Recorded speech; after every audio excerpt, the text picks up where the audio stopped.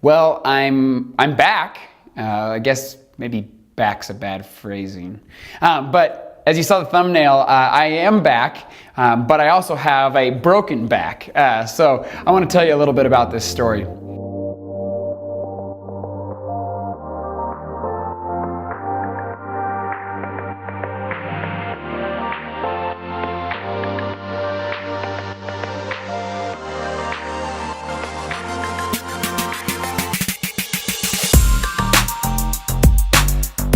About 10 or 11 weeks ago, I was putting out a video every single week talking about youth ministry and talking about the ways that we can be people who bless the world around us.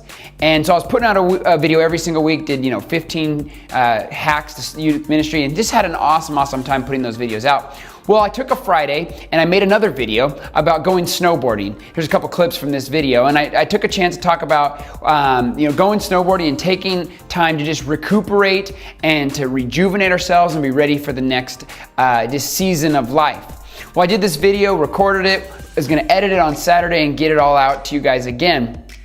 Well, Saturday I came down to the church where I work at and had some jobs that I had to do around the building here to build a set piece for our actual worship service. So I was working on the set piece and I was working on top of a ladder.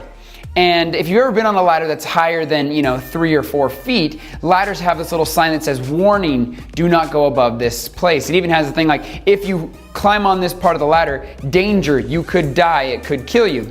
Well, I was being stupid and wasn't paying attention to what I was doing, and I was wearing wet snow boots, and I was by myself, and my cell phone was across the room, and I climbed up this ladder, and as I got to the top of the ladder, I was working on this sign, and I had my hands on the sign. Well, the sign slipped off the wall, and when the sign slipped off the wall, so did I. The ladder flipped over backwards, and I landed straight on the ladder with my back landing on top of the ladder that was falling over. I hit my head on the ground and I hit my lower back on the floor, and I knocked myself out.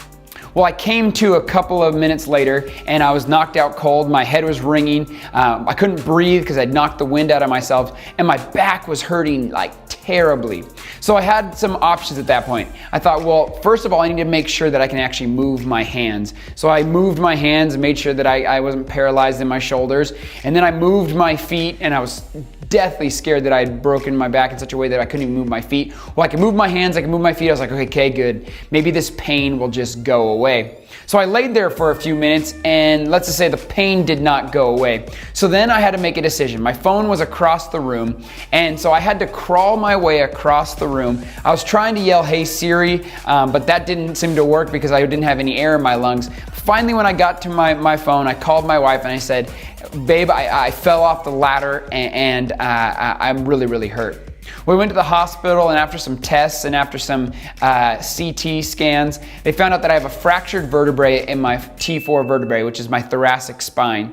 And so since that point, I have not had the ability to really put out a video. I also really haven't had the ability to do some of the things that I normally can do. I haven't had the strength, haven't had the flexibility. For about 2 weeks, I was in a wheelchair. I wasn't able to really even walk around. Getting up the stairs in front of my house was very difficult. I wasn't able to lead youth group or lead worship for a couple of weeks. And in this time that I've been injured and hurt, I've learned a couple of things. The first thing that I've learned is that I have a great group of friends. And if you were one of those people that contacted me or sent me a card, I want to say thank you. I can't obviously say thank you to everyone. I tried, but thank you so much. It just shows how much my friends care about me and love me. When I was in the hospital and I post that picture on Instagram of me in the neck brace, I got calls and texts and messages on Facebook just of encouragement and love. My wife got calls and texts on Facebook and encouragements of love. We got cards in the mail. People came over and brought us food. I had a student come to my house and he brought me a crossword puzzle because all I could do was lay there. And my friends and the people that are inside of my life are incredible. And I guess you don't really realize that until you have an accident like this, or you have a situation in your life where tragedy kind of happens.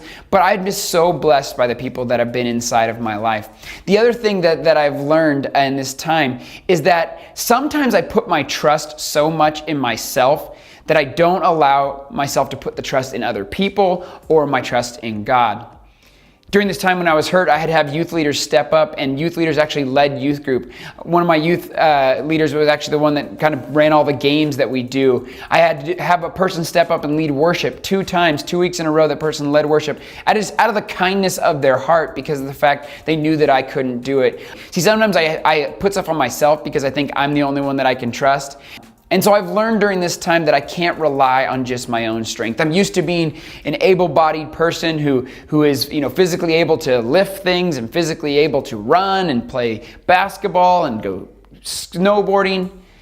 And in this last, 10 or 11 weeks, I haven't been able to do that. I've been doing physical therapy twice a week, trying to get myself healthy and strong, trying to get my flexibility back. But it's pretty hard. And it's a lot harder than I thought it would be.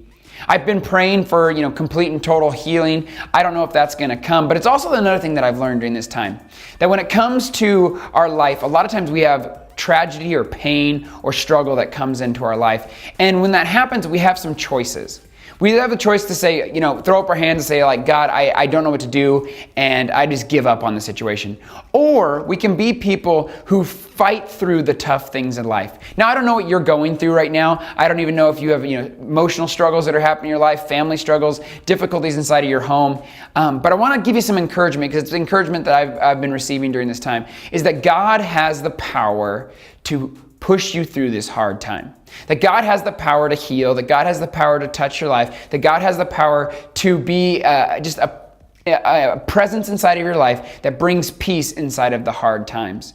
Now, it's not always going to bring immediate results. I mean, I said I've been doing this for 10 or 11 weeks and haven't been able to do some of the things that physically that I want to be able to do, but I'm getting better every single day, and I'm trusting God more and more. I mean, it's crazy that it takes tragedy to do that, or it takes struggle, or it takes suffering to do that. But for me, that's what it took. It took me the time where I had to go through something tough to realize that sometimes I can't do everything on my own.